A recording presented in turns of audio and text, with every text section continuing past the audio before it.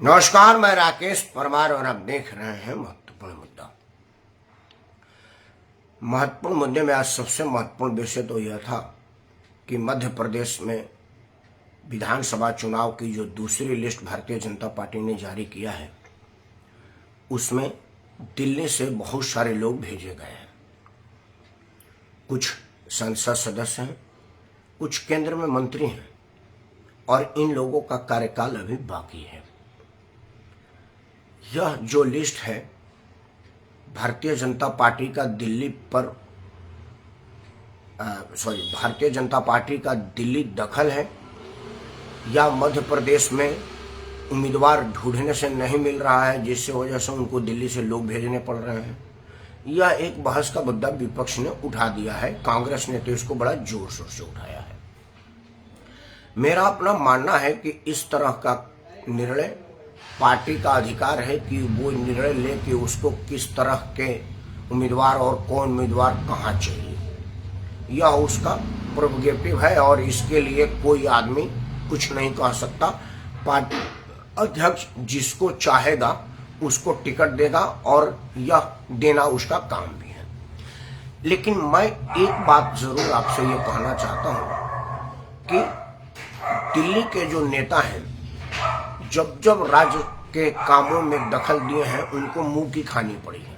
अभी हमने उत्तर प्रदेश में मऊ विधानसभा में इस चीज को देखा है, आजमाया हुआ है, लेकिन फिर भी पता न दिल्ली दरबार अपने राज्यों पर भरोसा कब करेगी और अपने राज्य नेताओं को खुला छूट कब देगी, यह बात मैं नहीं समझ पा रहा हूँ। खैर, मेरे अपने जो थोड़ी बहुत राजनीतिक समझ है, उससे यह लग रहा है कि शिवराज सिंह चौहान के ऊपर दिल्ली दरबार का दबाव का राजनीति है कि हमारे पास दिल्ली से भेजे हुए लोग हैं, मुख्यमंत्री के दावेदार यह भी हो सकते हैं। लगातार कई वर्षों से, मतलब बहुत वर्षों से भारतीय जनता पार्टी का हुकूमत वहां पर है और शिवराज सिंह चौहान के प्रति अविश्वास वहां दिख नहीं रहा है।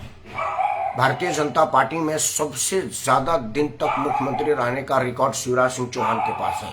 हालांकि सबसे ज्यादा मुख्यमंत्री का रिकॉर्ड अभी भी ज्योति बसु के पास है। वो लगता नहीं है कि कोई अब तोड़ पाएगा, लेकिन फिर भी अगर इस तरह का कोई रिकॉर्ड है और इस तरह का कोई प्रभाव है अपने जनता के ऊपर, तो मुझे नहीं लग रहा है कि उसको डिस्टर्ब करना चाहिए। लेकिन अब आज की राजनीति में जो ना दिखने को मिले वही कम है, बाकी सब कुछ दिख रहा है। मैं क्या, खैर, आज बात उस बदजुबानी पर, उस बयानबाजी पर जिस पर हंगामा मचा हुआ है। सबसे पहले मैं रमेश बिदुड़ी के उस बयान का विरोध करता हूं, लेकिन उन्होंने जो भाजपा सांसद को कहा है, वो किस परिस्थिति में कहा है, क्यों कहा है और सिर्फ रमेश बिदुड़ी का ही विरोध क्यों, इस पर तो बात होनी चाहिए जो नहीं हो रही है। आप सब लोग समाचार चैनलों पर देखते होंगे कि जो आदमी के मुंह में जो आता है वो निगलना नहीं उगलना पसंद कर रहा है। हर आदमी बदतमीजी करने, बदजुबानी करने के लिए स्वतंत्र है और अगर मामला सत्य सनातन का विरोध करना हो तो वो फिर तो होड़ मची है कि कौन सबसे ज्यादा आगे दौड़ रहा है और किसकी जुबान सबसे ज्यादा गंदी, तीखी और निचले स्तर की हो रही है। रमेश बिदुड़ी जी ने कहा, उसकी तारीफ किसी ने नहीं की, लेकिन अगर रमेश बिदुड़ी के बयान की भर्त्सना करने की हिमाकत आप कर रहे हैं तो फिर उस बात का क्या जो ये कह रहा है कि हनुमान जी क्या थे, माँ दुर्गा जी बिप बिप थी, लक्ष्मी जी बिप बिप थी, राम जी बिप बिप थे, उन लोगों का क्या? जो लोग भगवान राम को काल्पनिक कर रहे हैं, माता सीता को, उनके चरित्र पर तरह तरह के लक्षण लगा रहे हैं, दुर्गा जी के लिए तो पता न नग्न तस्वीर भी एक सिरफिरा कमीनी इंसान ने बना दिया था, जिसको अभिव्यक्ति की आजादी के नाम पर छूट देने के लोग मांग कर रहे थे। अगर आप उसका विरोध नहीं कर पा रहे हैं तो फिर रमेश बिदुड़ी को किस जुबान से कह रहे हैं कि वो गलत है? मैं फिर से कह रहा हूं कि रमेश बिदुड़ी ने कहा, उसका मैं इंडोर्स नहीं कर रहा, लेकिन मैं उसका भी तो इंडोर्स नहीं कर रहा ना जिसने कहा है कि माता सीता फलाना थी, दुर्गा जी फलाना थी, फलाना जी फलाना थी। मैं उसका भी तो समर्थन नहीं कर सकता। तो मैं रमेश बिदुड़ी का विरोध करने की हिम्मत कर सकता हूं, क्योंकि मेरे में नैतिकता बची है और उन लोगों में नैतिकता नहीं है जो लोग हिंदू धर्म के विरोध करने वाले को तो प्रोग्रेसिव कहते हैं और जो रमेश बिदुड़ी के लिए गलत शब्दों का इस्तेमाल करते हैं। मित्रों, उस दिन सिर्फ सदन के कार्रवाई को अगर ध्यान से देख लिया जाए तो रमेश बिदुड़ी को बेनिफिट ऑफ डाउट देने पर मजबूर हो जाएंगे।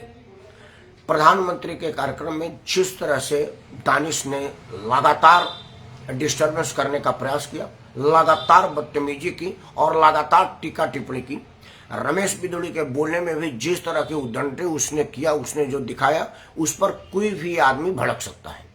हालांकि रमेश बिदुड़ी पुराना आदमी है, विधानसभा से लेकर के लोकसभा तक का उसका अनुभव है और राजनीति में बहुत दिन से है। उसको इस बात की गंभीरता का ज्ञान होना चाहिए और उकसावे पे अगर वो बिटक जाता है तो फिर उसमें संघ का संस्कार कहाँ गया, यह बात लोग कहेंगे। लेकिन यह जरूर है कि किसी के मुंह में उंगली डाल करके आप बहुत ज्यादा बार तो उंगली हिलाएंगे तो उसके मुंह से उल्टी होगी ही होगी, और उल्टी कभी बढ़िया नहीं होता, ये तो कोई नहीं कर सकता है। एक बात और आपको बताऊं, कुंवर दानिश अंसारी जिस पार्टी का प्रतिनिधित्व संसद में करता है, उसके आला नेता ने हमारे आजादी के पुजारियों को, परमाणुओं को आतंकी कहा था। उसने कहा था कि सरदार भगत सिंह और हमारे सारे आज़ादी के जो पुजारी थे, हमारे माँ भारती के लाल थे, उनको उन्होंने आतंकी कहा था। उस पर उनको बेनिफिट ऑफ डाउट दिया गया था और उनको कहा गया था कि ये स्वतंत्रता है। उस पर किसी ने तीखी आलोचना नहीं की थी, जो आज बयानबाजी हो रही वो नहीं हो रहा था। उनके ही नेता काशीराम और मायावती दोनों ने मिलकर के कहा था कि तिलक तराजू और तलवार इनको मारो जूते चार। तो अगर तिलक तराजू और तलवार को जूते चार मारना अगर जायज है तो फिर आप किस मुंह से रमेश बिदुड़ी को गलत साबित कर रहे हैं। मित्रों, हमारे देश में राजनीतिक बयानबाजियों की जो स्तर गिरती जा रही है, उस पर एक व्यापक बहस होने की जरूरत है, क्योंकि ना तो 50 करोड़ की गर्लफ्रेंड की इजाजत दी जा सकती है, ना ही खून के सौदागर की इजाजत दी जा सकती है। अगर खून के सौदागर कहने वाला आदमी उस हैसियत का है जो खून के सौदागर कर रहा है, जो सुपर का प्रधानमंत्री है, तो उस आदमी को भी इसकी इजाजत नहीं दी जानी चाहिए जो आदमी ये कह रहा है कि गर्लफ्रेंड 50,000 की है।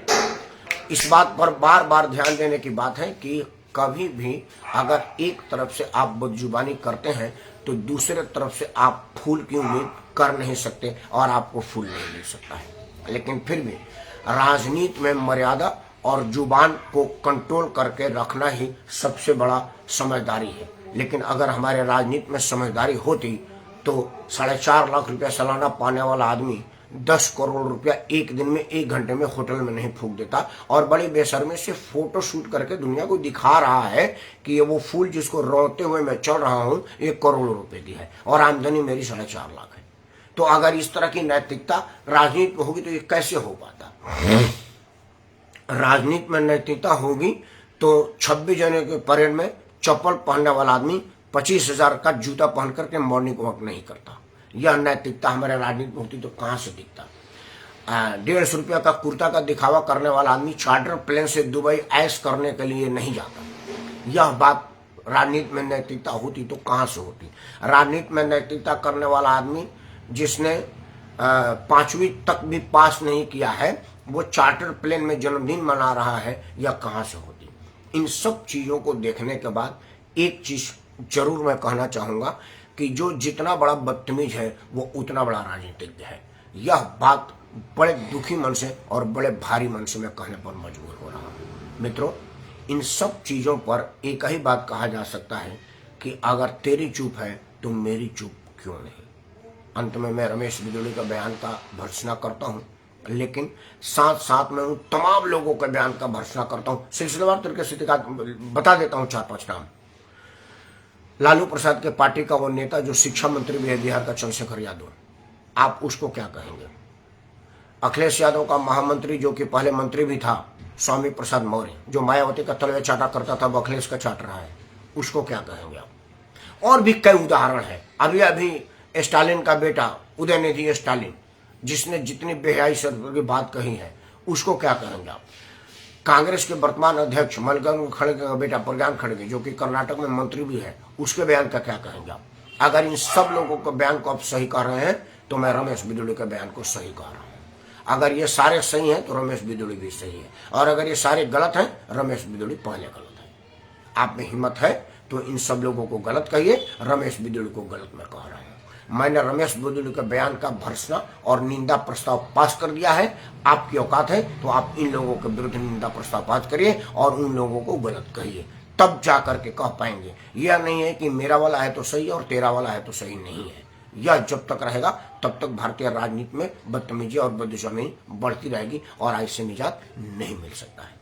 अंत में एक शब्द और कहूंगा, मित्रों, देश बड़ा नाजुक स्थिति से गुजर रहा है और बहुत शानदार मौका आया है कि भारत सरकार दुनिया के आंख से आंख मिला करके बात कर रही है। इसके पहले हमने कभी नहीं सुना है कि विदेश का, पश्चिमी मुल्क का वो भी देश हमारे को एक शब्द बोल करके बैक गियर में आया हो। पहले वो लोग धमका देते और हम शिहर जाते थे। आज रूस, चीन, जापान, कनाडा ऐसे जैसे मुल्क हमारे विचारों की अहमियत नहीं दे रहे हैं। हमारा विचार जानने के लिए लड़ाई है कि हम इन विषय पर क्या सोच रहे हैं, वो अपनी रणनीति उसी हिसाब से बना रहे हैं।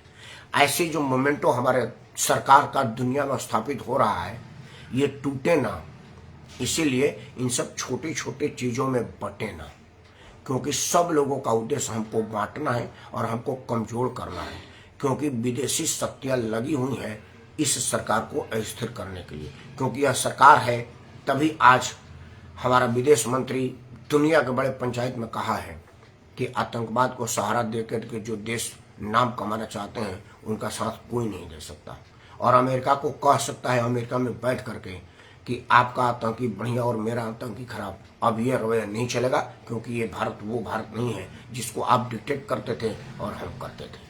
इन सब को ध्यान में रखते हुए, इन छोटी छोटी बातों पर खुद का समय बर्बाद ना करते हुए, हम सब लोग रमेश बिदुड़ी के बात का भर्त्सना करने से पहले और लोगों के बात को एक बार याद कर लीजिए और फिर विचार करिए कि रमेश बिदुड़ी कितना गलत है और वो कितना। जय हिंद, वंदे मातरम, भारत माता की जय।